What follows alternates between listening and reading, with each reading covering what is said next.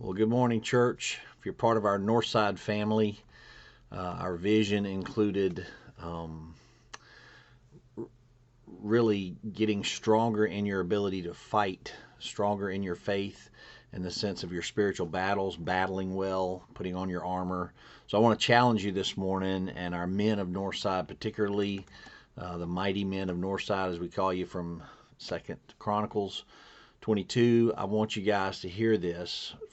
Paul tells Timothy, 2 Timothy 2:1, part of one of my two life verses, 1 and 2. You, therefore, my son, be strong in the grace that is in Christ Jesus. The things which you've heard from me in the presence of many witnesses, entrust these to faithful men who will be able to teach others. Verse 3. Suffer hardship with me as a good soldier of Christ. Suffer hardship as a good soldier of Christ.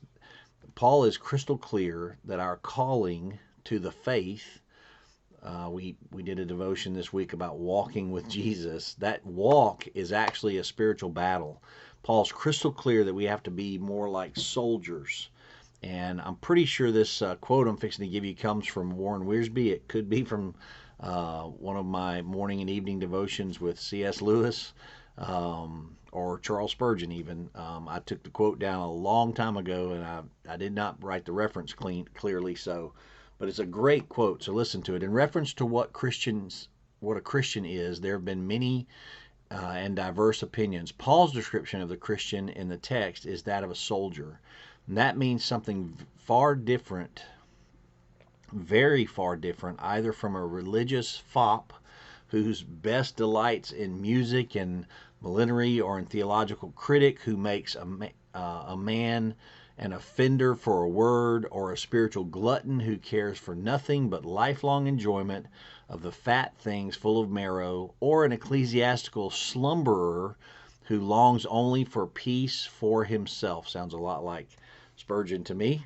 The Christian is a self-sacrificing man, as the soldier must be. A soldier is a serving man. A soldier is full of often a suffering man. Once again, the true soldier is an ambitious being. Paul does not exhort Timothy to be a common or ordinary soldier, but to be a good soldier for Jesus Christ. For all soldiers are true soldiers, but they may not be good soldiers. And then he reflects in his commentary on King David, talking about these mighty men that he has, and how he had these exceptional men in there. And Paul wants Timothy to obtain to that level of exceptional soldier. You guys know, some of you guys know, I've read and I've been reading and studying a lot about our spiritual battles, and I've also just started looking at some warfare tactics. I've studied some of these elite fighting soldiers that we have in our own military. Some of these stories that are online about those guys, and it's phenomenal what they go through. And one of the things I've learned is, just because you're injured in a battle doesn't mean you don't get to finish the battle.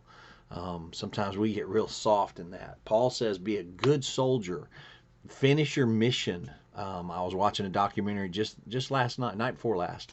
I was watching a documentary about some mercenary soldiers, some soldiers who retired from the military, but now they're fighting in other countries, doing other things. And one of the things that they train each other to do is, just because you're hit or hurt doesn't mean you don't go finish the job you were paid to do and you're called to do and you're expected to do. Get it done, and then take care of yourself. So I think as Christians, we have to look at that and say, I'm going through a hard time. Things are hurting me, but I don't lay down and quit. I continue the mission that I should be on.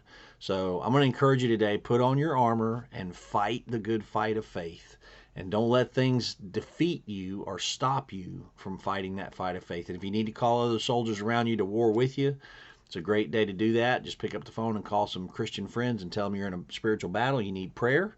You need prayer support. You might need some scriptures for them to read to you, some other things to encourage you, some offensive weapons, and you just might need some companionship in your battle. So don't fight alone if you don't need to, but fight the good fight of faith. We'll see you back soon.